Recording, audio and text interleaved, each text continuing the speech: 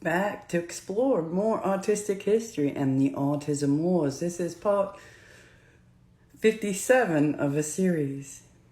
I left off last time talking about some testimony or sharing some testimony from Senator Dan Burton from the autism congressional hearing that happened in the year 2000, and actually specifically April 6, 2000, and he gave the opening statement and shared that he had a grandson, Christian, who was autistic, and described that they expected him to be 6'10", the doctor said, when he was fully grown, and they anticipated having this grandson support the family by being an NBA star. But, then he states some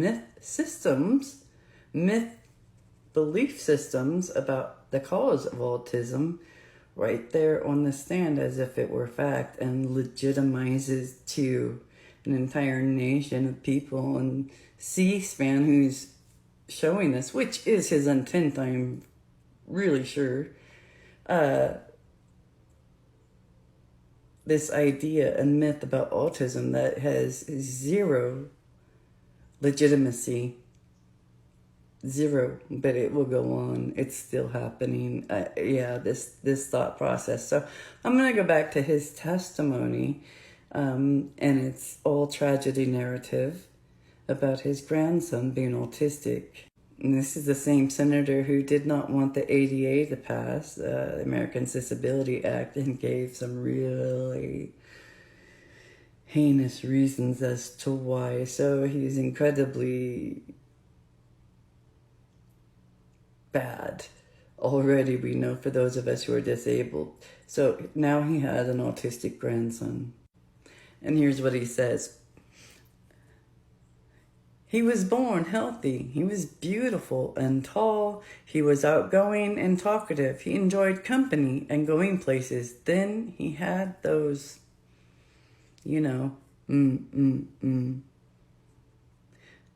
shots. And our lives and his life changed. I do not want to read all the things that happened to Christian because I am not sure I could get through it. But unfortunately, whatever happened to Christian is not rare. Isolated event. Shelley Reynolds will testify today. Her organization, Unlocking Autism, will be displaying thousands of pictures of autistic children at the Hear Their Silence Autism Rally this Saturday. 47% of the parents who provided these pictures feel that their children's autism is linked to these MMOs, almost half. We frequently hear about the children with chronic ear infections and children who became autistic after spiking a fever with their immunes, Liz Burt was one of the hundreds of parents who contacted us. Her 5-year-old son, Matthew, has been classified as autistic. He was developing normally at age 15 months following his routine preventions. He began to regress. Since the time of his preventions, I'm just going to say that for the V word, and he began to regress. Since the time of his preventions, he has had chronic diarrhea. I keep hearing about this throughout, and I'm just not even sure what that's about. So, as a parent, my children didn't have that problem, so maybe it's a comorbidity. I don't know. Anyhow, I digress. He shows a picture. I don't have it, but there is video of this out there that can be found. It says, this is his picture. A good-looking kid. This is very prevalent, this chronic diarrhea.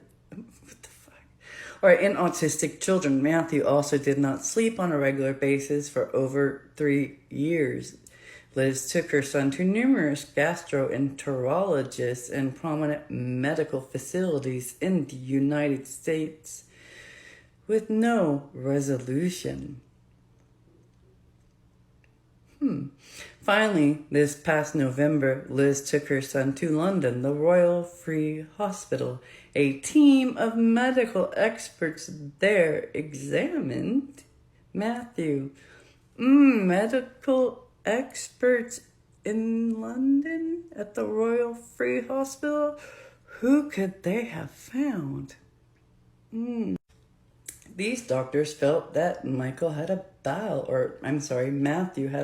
obstruction. To the family, this seemed impossible since he had constant diarrhea. An x-ray indicated that Matthew had fecal mass in his colon the size of a cantaloupe.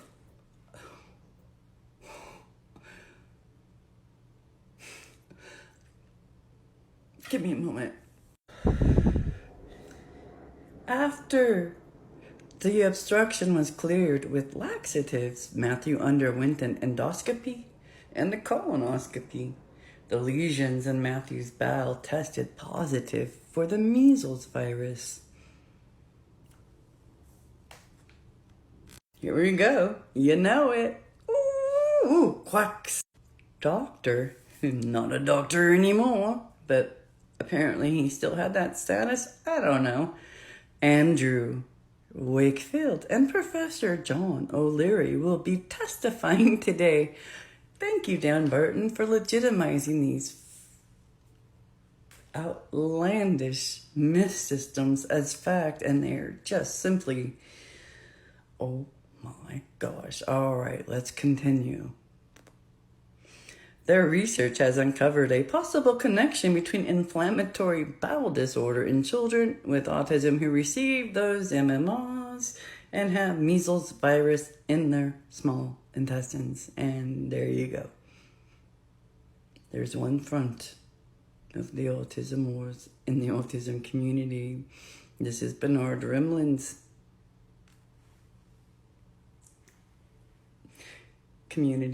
autism community. So, Dr. Andrew Wakefield and Professor O'Leary are going to testify there today, but no autistics are going to be included. We are silenced, mind you. So, since coming home from England and being treated for chronic inflammatory bowel disorder, Matthew has finally begun to sleep through the night. Well, I hope he was feeling better.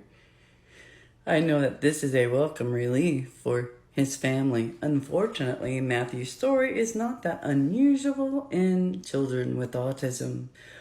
Our grandson has a similar problem. Unfortunately, it's important that I make two things very clear. I believe every member of Congress, and not against the preventions. And I do not think that every autistic child acquires this new autism, right? Acquires autism after receiving those preventions. I think slide 3 shows a lot of children who have had autism. Is that correct? Those are before and after pictures of the children. However, there is enough evidence emerging of some kind of connection for some children. Ooh, that's some circular language that we cannot close our eyes to it. We have to learn more. Whoa. Remember, there are emails going back and forth to the organizers of this Hear Their Silence rally from autistics to them, but you will not hear about those conversations or any of those autistics or the autistic community at all here. We don't exist in this setting, in this conversation that's being broadcasted to the nation. The woo continues in the next video. Thank you for exploring autistic history with me. I will pick up with this testimony or this opening statement by Dan Burton, picking up where he speaks about Dr. Mary Megson of Richmond. See you there.